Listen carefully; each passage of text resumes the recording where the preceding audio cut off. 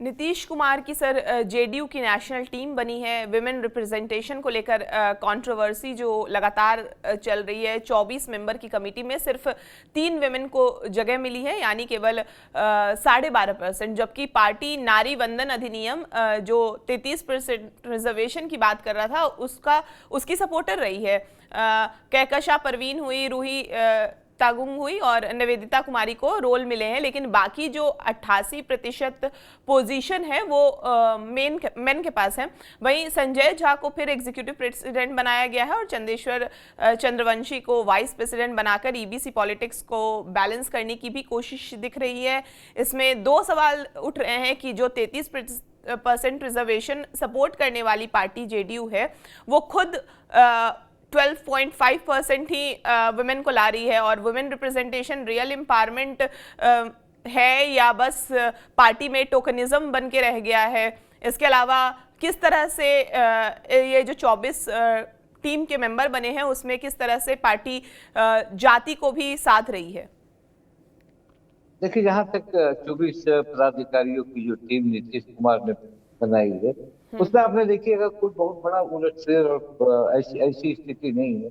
उन्होंने एक ही चीज चौंका देने वाली है, निशांत कुमार को यहाँ भी जगह नहीं दी नीतीश कुमार ने, और निशांत कुमार को राष्ट्रीय कार्यकारिणी में उन्होंने नहीं रखा। इससे साफ जाहिर होता है कि नीतीश कुमार एक जो अपने आइडियोलॉजी पर चलना जो चाहते हैं कि हम वंशवाद और परिवारवाद की मुखालफत नहीं करते, वो इन्होंने दिखाने की कोशिश। और एक डिप्टी चीफ मिनिस्टर का उन्होंने रिफ्यूज की, उसमें कहीं ना कहीं नीतीश कुमार का ही निर्णय होगा, वो निर्णय के ये एक नया हुआ।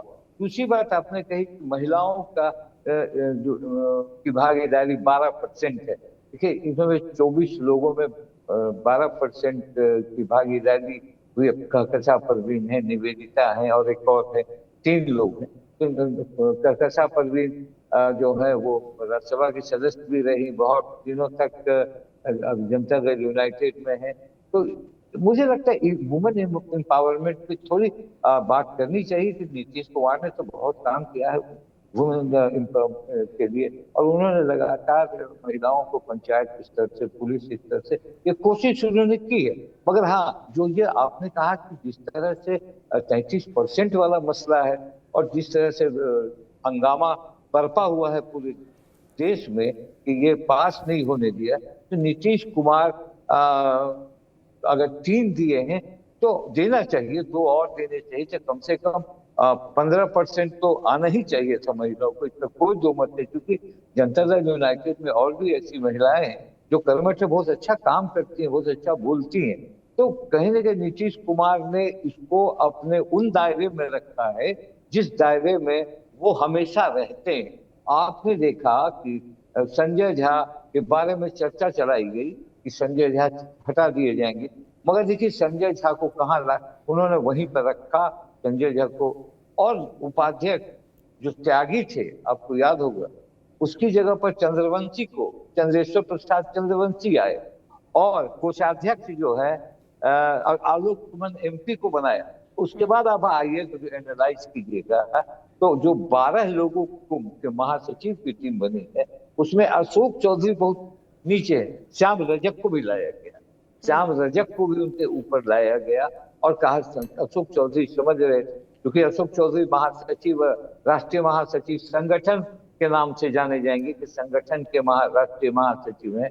मगर नीतीश कुमार ने बहुत कायदे से आपने देखा कि मनीष वर्मा को भी लाया उन्होंने। जो हम लोग चर्चा करते थे कि मनीष वर्मा को क्या बनाएंगे, तो उन्हें भी महासचिव बनाया, क्योंकि मनीष वर्मा भी बड़े ही विश्वासी हैं नीतीश कुमार के। अशफाक अहमद को बनाया, श्याम रजक को बनाया, अशोक चौधरी को बनाया, रमेश कुशवाहा को बनाया, और प्रवक्ता राजीव रंजन प्रसाद को राष्ट्रीय प्रवक्ता बना दिया।